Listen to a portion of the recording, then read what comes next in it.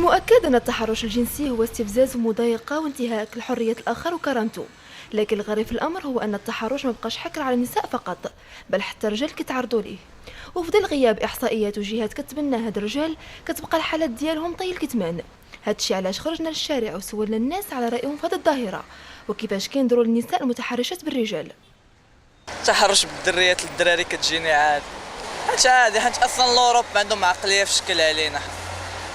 علاش حنا نتحرشوا على الدريات والدريات ما يتحرشوش، والدري عجبها الدري كتبين راسها ليه، تمشي تقولها للدريه اخرى تقول لها سيري قولي لها هذا ولا هذا ولا بدا عادي. يعجبني الحال، بالعكس يعجبني الحال.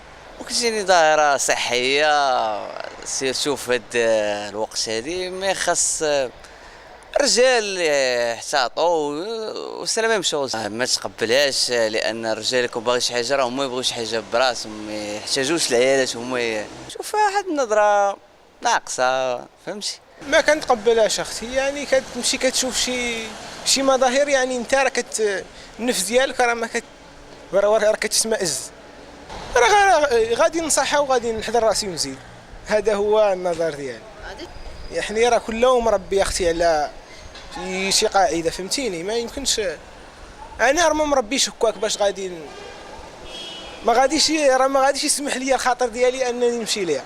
هاد الدائره المهم كتبان لينا ماشي دائره جديده اللي ما كانت زعما، وكنظن زعما هما ضحايا تاع المجتمع كيف ما تيقول كل شيء، حيت زعما عندهم واحد النقص في التربيه لا البنات لا الاولاد من الصغر تاعهم.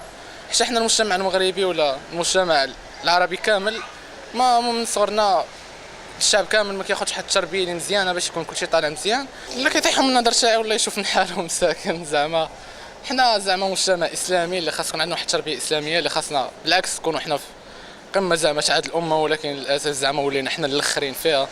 بالنسبه لهذه الظاهره انا ما عمرني حضرت لها، ولكن كنظن باللي ما قليله في المغرب، لقاش اغلبيه اللي كنعرف انا كنعرف الاولاد كيتحارشوا بالبنات، وهذه مهم على اي كلا الظاهرتين كنظن باللي ما مزياناش وكنظن باللي حنايا في هذه الظاهره جايه من المجتمعات الغربيه دخلت لينا المجتمعات الاسلاميه ديالنا. كنظن باللي هذا الشيء عنده بزاف ديال الاسباب. الاول ديالها هو التربيه، وعاد باش التعليم والمجتمع. غنخنزر فيها وغادي نزيد صافي. لاخاطش انا اصلا ما كنتبسلش على البنات وعطيهم احترام ديالي، حتى هما كيعطيوني بنفس كيبعثوني بنفس النظره وكيحترموني، وكنظن باللي هذا الشيء اللي هي ظاهره انتشرت بزاف خصوصا في الدار البيضاء. كاينين شي بنات اللي ولاو يقلبوا على الدراري، ولكن الا غايه من وراها غايه. يعني صراحه كتجي قله الاداب، وصراحه فقدوا احترام لذاتهم وكيطيحوا بزاف البنات. يعني الولد كيولي يطيح من البنت، كيولي كيشوف فيها نظره خايبه، كيوليو كاع البنات فحال كتجي ناقصه وعيبه. يقدر الولد يتبعك اما انت تتبعيه كتجي شويه ناقصه بحال هكا. خصك تحرش البنات بالولاد، مابقاوش الدراري هما كيتحرشوا على الدريات، ولا الدريات كيتحرشوا على الدراري. الدري واش باغي تلبس ولاش باغي تلقى كلشي، فهمتي اختي؟